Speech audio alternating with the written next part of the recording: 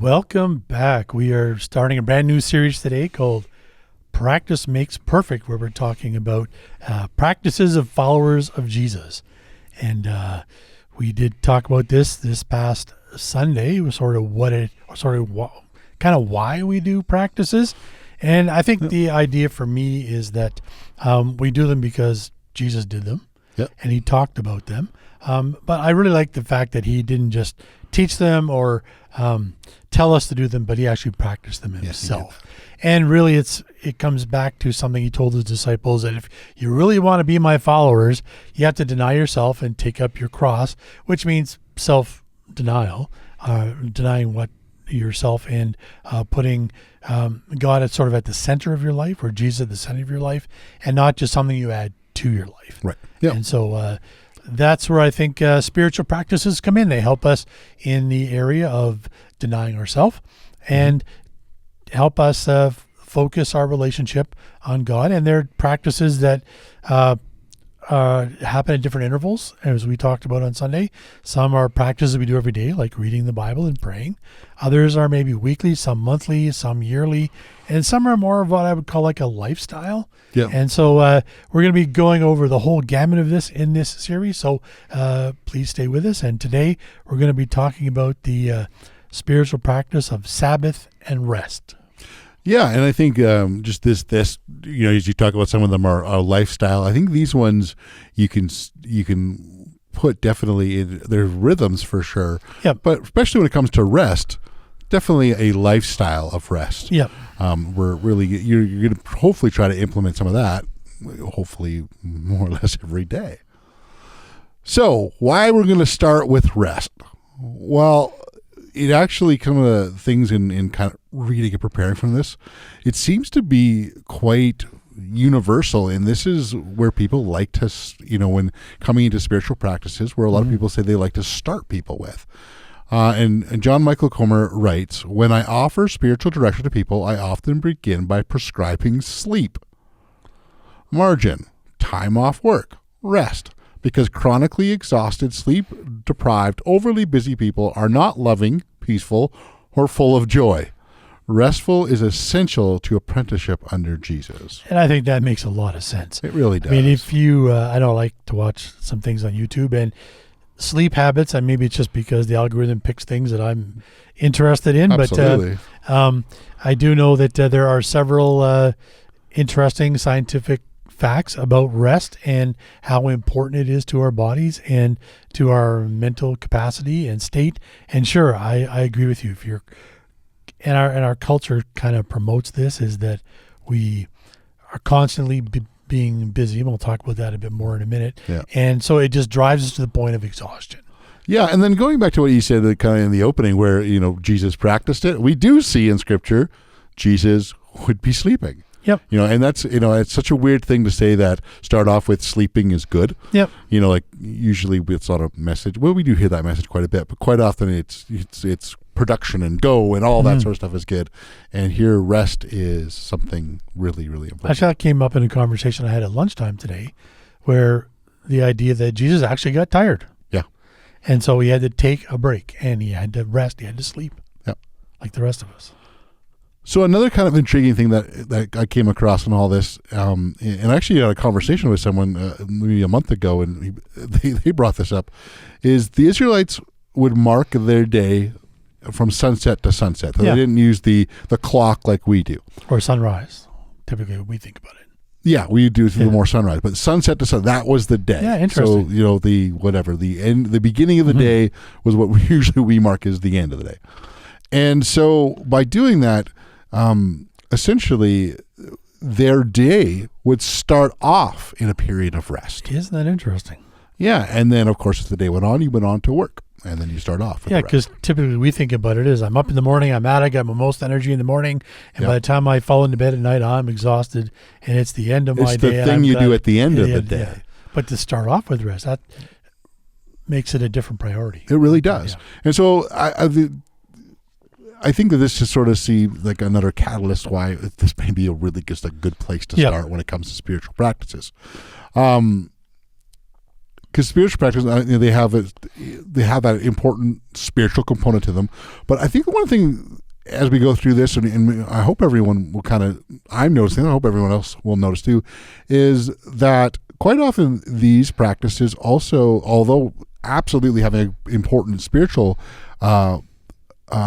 component, they actually often even have a practical and physical component as well. Yeah, so there's a connection to our bodies, and Absolutely. we don't always think of our bodies as being connected to our spirits. We sometimes think of body, mind, and soul, or spirit, or whatever, but as distinct things, and they're very interrelated. Well, and you think about even rest and how important it is into the different aspects of us, the mind, the emotion, the physical, the spiritual, and it's something that kind of rest actually impacts all of those things together. And if we were to start off with some other spiritual practices that take a little more work, it may feel overwhelming if we started absolutely. there. So I think it's a really good place to start with rest. Yeah. Another thing I think is just really good with rest is the fact that it is kind of countercultural. AJ Swoboda, when talking about rest and Sabbath, notes that it goes against the very structure and system of the world we've constructed. And he goes on to say that it's an awkward fit in our fast-paced, work-drunk, production-obsessed world. Wow, production obsessed. Yeah, that hits it on the nose. Yeah, so rest is just something very important. We are simply better at interacting with the world around us with love, joy, empathy, care when we are better rested. Yeah, I think we would all agree with that. And it's just when tensions, which inevitably are going to happen, we are able to process them and face them in a more healthy way. Because I can think of many times that if I've responded poorly, quite often rest plays some sort of factor, or lack of rest plays some sort of factor into that. Yeah. And we are at a culture that is busy, obsessed. Like I've definitely could say I've noticed this and participated in this. It's like we have a busyness competition. We kind of tell each other how busy we are, and then we exchange it like we're trying to one-up each other. Yeah, that happens a lot in conversation. It's almost like a badge of honor. Yep, exactly what it is. I got the busyness badge today, so yeah. And so as a result, our culture is not really good at resting. What we're actually good at usually is numbing out or escaping, or simply disconnecting. Definitely guilty of that. And so we're doing some of those things instead of things like sleep or any kind of rest. And I mean, I've done it. I've watched movies, watched another episode of a show, played another level in a video game. Again, there's nothing wrong with any of that. It's really the issue becomes when it begins to rob us of our ability to rest. Yeah, I would agree. Right. So moving on into the idea of practicing rest. It's weird to say that. We got to practice it. But in the Liturgy of Ordinary, Trish Harrison Warren writes, a comprehensive study in the United Kingdom recently revealed that kids learn to rest in the same way they learn to walk, run, and talk. Rest takes practice. Interesting. Yeah, that really struck me. Yeah. So if you think that you're not very good at rest, that may just be very true. And maybe because we just didn't really learn it. So if anyone's, as we get into this, and you're like, hey, rest, I'm going to start with rest, and you think, hey, I'm not resting, something's not working, I want to encourage you, keep practicing, because it may take a while to get used to it. And I will say, in my own experience, I'm still in that journey of some days I'm a lot better at resting, and I'm getting better at it, but I'm still falling into bad habits that really don't. I enjoy the habits of sometimes, I'll watch another episode of this. Yeah. And then the next day is like, you know what? I'm not rested. Yeah, I think we've all fallen into that trap. And I think that goes along with everything you read about, for example, sleep as rest. Yeah. To develop good sleep habits. Yeah. To make sure you turn screens off half hour before you go to bed. Have the room as cool as you can for sleeping. Have it very dark, no light. Don't expose yourself to blue light before you go to bed. Yep. Those are all kinds of things that are relatively easy to do. Yep. But if you don't think about it, you just don't do them. Exactly. I mean, even in the idea of doing other things like that are practices that are restful for you. Yeah. And I mean, that is figuring out what it is for you. I know for me, going for a walk sometimes could be just restful. Yep. Reading, for me, is reading, listening to music. And then, so taking time to add those to your life.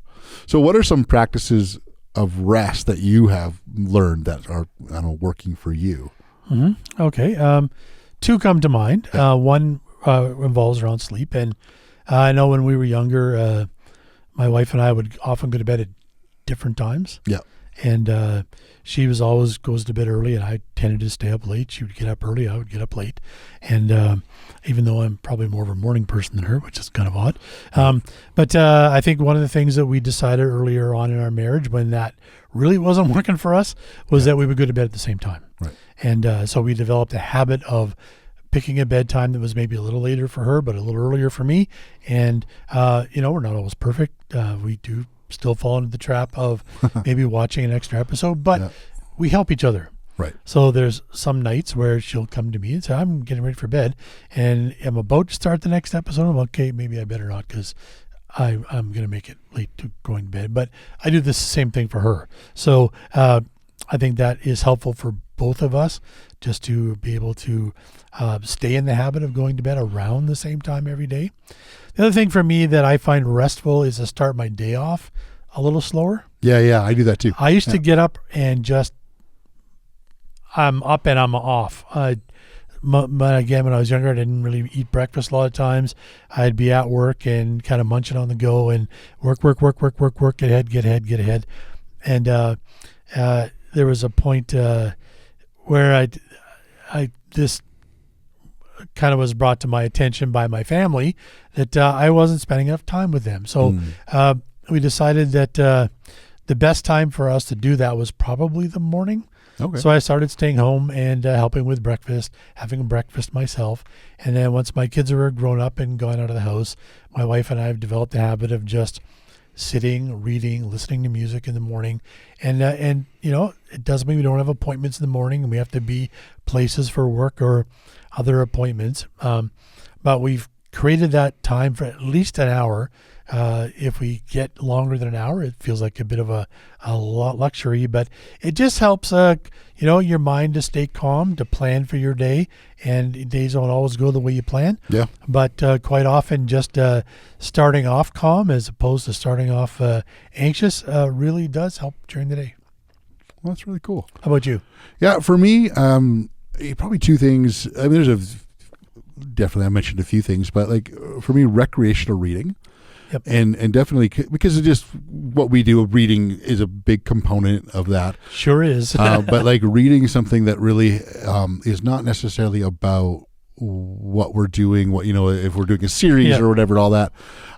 Just sometimes fiction I find really helpful with that. Just kind of getting into that world. Sometimes really, really helps and it allows my brain to be really stimulated nicely. The other thing is just listening to music, and for me, definitely because I like records, so I have a lot of records. Listening to it without a phone around, and just listening to the music and being that, especially doing that with my wife. Sometimes when we do that, and just we kind of sit there and just enjoy the music, and that just we find that definitely a restful practice. Excellent, yeah, those are two good practices. All right, so moving on to the idea of Sabbath. Okay, how is Sabbath different from rest? Well, definitely rest is a component of Sabbath for sure. Yep. So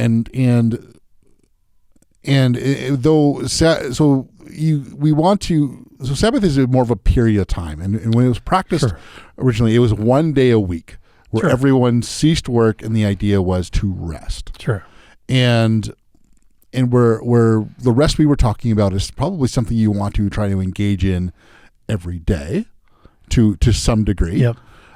This one again, you need to sleep every day. Exactly. Yeah. As simple as that. Like, I mean, if you could do other restful practices, that's great, but you need, just if you can sleep well every day, you need to do that. This is about a period of time. And again, as we start off with this, we learned the Israelites would have done it one day a week. It's definitely in response to Genesis 2:1-3, where God rested or stopped on the seventh day of creation. Verse 3 of Genesis 2 says, "And God blessed the seventh day and declared it holy, because it was a day when he rested from all his work of creation." And then we also find this in the 10 Commandments That's from right. Exodus 20. Which is responding to this. Very much. Exactly the same thing. It's very connected. Remember to observe the Sabbath day by keeping it holy. You have 6 days each day for your ordinary work, but the seventh day is a Sabbath day of rest, dedicated to the Lord your God. Yeah, so traditionally, they would set aside this day apart to rest. Sure. So this idea of set apart or holy, I want to take some of the religiousness out of that. That would be helpful. It really just means about setting aside a certain thing for a certain task. Yeah. You know, like I have a few guitars. I have one guitar that's set up for an alternate tuning than your regular standard. Okay. It's set up in a certain way so that it holds that tuning a little bit better. It's not that guitar is better. It's set aside for that specific purpose, thing. yeah. And so this is really what Sabbath is. It's setting aside a time guarding it. And the idea of resting and kind of beyond, because we're going to get a little bit more into that as much as rest is a huge component of Sabbath, it's also a little bit more. Yeah, and I think modern Christians, we tend to go to church on Sunday. Yep. And so many times when I'm speaking with people who do come to church, their days are not very restful. Church is one thing that they do in the morning, but then they go shopping after church. They go out for lunch. Their kids have a birthday party. They're getting ready for school. They're finishing homework. And the list goes on and on and on and on of things that they cram into the day. And every day is like that. Yeah. So I think we have this idea maybe that, the Sabbath day is holy, so that's the day we go to church. But it's much more than that. It's a richer experience, yeah. So I think the best way to start, how do we start practicing Sabbath is maybe to understand a little bit more about the why. Yeah. So yes, it's about rest, but it's also about enjoyment and connection. I like that. So it's taking a period of time where we would rest, enjoy, and connect with God, family, friends, and community. Yeah. Now, resting can look like slowing down in that period of time or being simply called unhurried. Unhurried, sure. You'll be taking time with your family, and that can encompass enjoying a movie together, playing a game. It might be taking more time to connect with God. You might take a little more time to pray or to read your Bible. Mm-hmm. Could be doing something with friends. It might be going to church. And this is really important to note. I've read this a couple times, but Dan Ellender, one of them, spoke about this. He said that church and Sabbath can overlap. However, they also can be distinct. Sure. It depends on you. Right. It's good to go to church. It's good to be connected to one, but Sabbath may for you happen on a different time, and that's okay. So I know that some people would say, does it have to? No, it doesn't. For some people, and I believe it is Trish Harrison Warren, for her and her husband, church was part of Sabbath. That was a thing for connection for them. That was important. And I know for other people, it would happen on a different day. Yep. And I think for a lot of times for us as pastors, yes, we have some connection at church on Sundays, but typically it's a work day for us. It is. And so we don't always have a restful component to that day. And quite often I'm exhausted after church. Yep. And so I'm not always in a good place to connect with my family or other friends right away. So, so for lots of us, I would agree with that point that it doesn't always happen on Sunday at church. Yeah. But we still need to create a rhythm for it. And that's the idea. It's a rhythm of enjoyment, connection, and rest that works for you. So as much as it is about connecting and enjoying God, family, friends, and community, that doesn't mean you have to try to fit all of that also in a single day. Yeah. Because that could be a little overwhelming. You're like, I got to do all these things. No, I mean, you might have a Sabbath that is more God and family centered. You might have one, the following week or two or whatever that's more connection and enjoyment with community. Sure. And it doesn't need to try to fit everything into a single period of time, but these are those things that would be in there. Mm-hmm. So it is about setting aside time. Now, how often? Does it need to be once a week? Does it need to be a full day? Which are all questions we might have. However, what we're really trying to figure out at that point, are we doing it right? And when the focus is on, are we doing it right? It is a very big possibility that it hinders our ability to rest, enjoy. So Because just it becomes a check mark. exactly, or it just becomes you're not unrestful because you're like, did I do it right? Did I do this right? Am I doing this right? Am I doing that? Did I do this wrong? Is this right? Can I do this? Can I do that? You're probably not enjoying much. Yeah, exactly. You're not feeling rest. So just start with setting time aside. Yep. Maybe it's a half day. Yeah, do it. Maybe it's once a week. Maybe it's once every 2 weeks. Okay, just do it. I get people's schedules and seasons of life might not make the ideal possible. The point is finding set a time for enjoyment, connection, and rest. Now, that being said, I do recommend if you can take a full day to do can. it. But if you can't, a half a day or sometimes even just a couple of hours spaced during the week can be just as helpful. Yeah, and try to make it as much as you can reoccurring practice in life. You know, not just sort of like, oh, I did it the one time. Oh, maybe hopefully I'll do it sometime again. Trying to figure out best you can, again, within the parameters that you have. Try to make it as reoccurring as you can. And what are we gonna do or not do? Well, simple as this. We're not gonna make a big long list. Yep. And I know we can find lists if you really, really need them, but I don't know that they're probably going to hinder more than help. So what do we want to do? Let's try this. Try to be present with God, yourself, and others. You know, it can look like in different ways. Like the Israelites refrained from doing things like they limited travel or they weren't supposed to cook. Well, if they're limiting travel, if you start to see what the limiting travel did, it kind of kept them in their community and in their family. Yeah. So instead of like saying, I don't travel, the idea, what can I do to make sure that I'm connecting with community and family? Or the idea they couldn't cook. Well, I mean, let's face it, that's a far more involved process back then than it is now. Yep. I mean, we talk about making things from scratch. That's all that was but done. You're making everything from as much scratch as you... So they still had to eat on Sabbath, so they would prepare They would prepare ahead of time. Yeah. And so what that happened is that allowed people to be, again, the ability to be more connected because they weren't in the kitchen or wherever they're preparing the meals for hours and hours and hours. Many times the person preparing the meal can't connect with anybody. Exactly. Yeah. However, maybe on Sabbath, it might be that as a family, actually doing something together, such as cooking, could be a place of connection. I have actually known people that is a big place of connection. They do it together, so it's not about the cooking. It's really, or not cooking, it's about the enjoyment and the connection. Because for some people, it might be that. For others, it might be better that it's leftover day. Or order in pizza day. Again, it's not about not doing, it's more about not doing the things that take away rest and enjoyment and connection, and doing the things that encourage it. Yeah. And so, that's essentially kind of like you want a list. That's it.